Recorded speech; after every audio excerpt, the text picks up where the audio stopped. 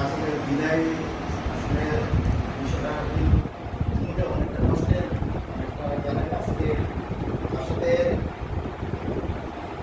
বলবো আসলে মানে আমার খুব কাছের একটা ছোট ভাই হিসাবে আমি যে যথেষ্ট স্নেহ করতো সেও আমাকে মানে সম্মান করতো এবং আমাদের মধ্যে একটা ক্লোজ একটা রিলেশন ছিল।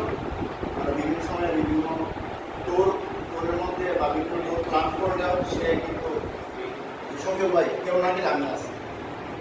দেখা যেত টোরের আগে প্ল্যান করতাম 10 জন, টোরের সময় আর কেউ না।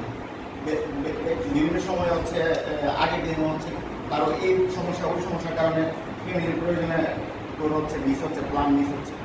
তো আমরা এক সময় সেন্ট মার্টিন মানে 3 নম্বর বিপদ সংকেত ছিল, তখন হচ্ছে সেন্ট মার্টিন যাওয়া নিষেধ ছিল। তারপরেও হচ্ছে আমরা স্পিড বুট তখন হচ্ছে মানে একটা ইয়া করে এই 3 নম্বর বিপদ সংকেতের মধ্যে দিয়ে আমরা স্পিড বুট করে সেন্ট মার্টিন উদ্দেশ্যে রওনা ছিলাম। কিন্তু যখন মানে অ্যাক্সিডেন্ট হয়ে নিয়েছি স্পিড বুট ইয়া, তারপরে হচ্ছে তখন হচ্ছে সেও আমার আজিজ ভাই ছিল, সেও মানে অ্যাক্সিডেন্ট, সেও ওরকম আমার তখন একটা আলাদাভাবে একটা ভয় কাজ করছিল।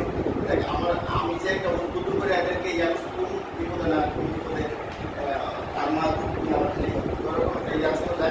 এই টোরের মধ্যে টোরের কারণে কিন্তু তার সাথে আছে আমার একটা ক্লোজ একটা ইয়াটা আরো একটা বন্ধন আরো ইয়ে হচ্ছে। আমরা কিন্তু সেন্ট মার্টিনে গিয়ে ওইখানে নারিকেলের যে বাগানে ছিলাম জোস্নালয়, ওইখানে আমরা ট্রিটমেন্ট দিয়ে এসেছি যে আপনার এই এখানে তো অনেক নারিকেল গাছ থেকে আমরা আসলে